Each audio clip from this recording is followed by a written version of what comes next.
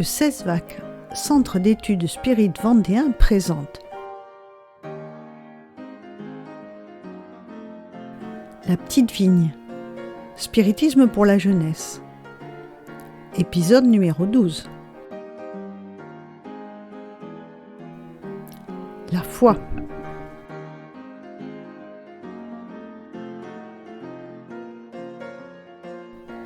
Et t'es qui, toi ?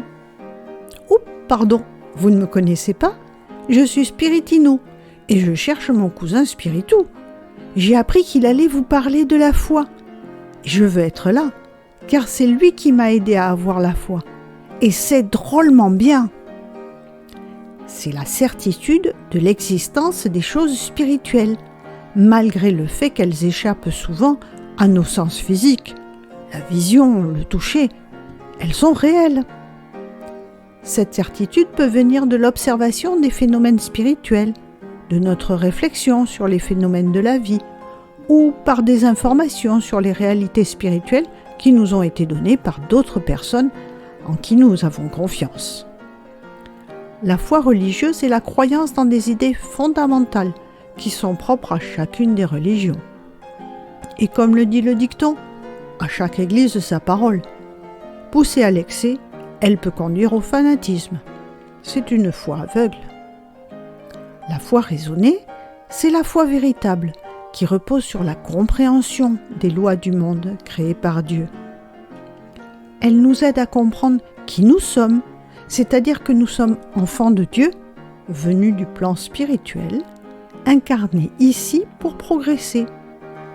Avec elle, nous savons que nous pouvons agir sur les choses et les êtres, et comment nous devons le faire. Elle nous aide à faire le bien, car c'est le seul chemin pour tous. Elle nous assure de la protection et de l'aide de Jésus et de nos anges gardiens quand nous faisons le bien. La foi doit être un moteur qui nous pousse à pratiquer le bien.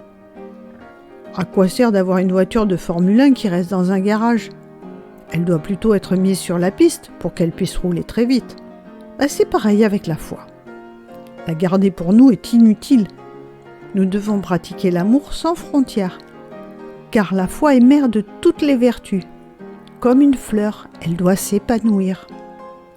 Alors, agissons dans le monde en aimant nos frères et en aidant ceux qui sont dans le besoin. Celui qui a la foi travaille avec confiance et joie. C'est une foi comme celle-ci qui transporte les montagnes, qui fait supporter les souffrances, dépasser les difficultés, transformer les situations et les personnes. Et c'est à ce résultat que nous amène le spiritisme. Nous avons tous déjà une foi, et avec cette foi, même si elle est encore petite, nous avons déjà réussi à accomplir des choses, à dépasser des difficultés et à supporter des situations. Et si nous la cultivons, notre foi grandira et nous permettra des choses plus importantes. Elle nous aidera dans les moments difficiles. Nous ne connaissons pas vraiment l'énergie qui est en nous, cette énergie qui fait se réveiller en nos cœurs la foi. Nous n'avons pas besoin d'apprendre à aimer Dieu. Nous sommes nés avec cette inspiration divine déjà au fond de nos cœurs, même si, bien souvent, nous laissons ce sentiment endormi.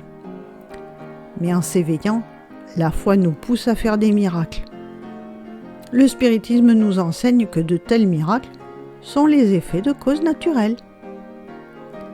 La foi sincère et vraie est toujours calme. Elle donne la patience qui sait attendre parce qu'elle s'appuie sur l'intelligence et sur la compréhension des choses, et elle est certaine de son but. La foi sincère est entraînante et contagieuse. Elle se communique à ceux qui ne l'avaient pas.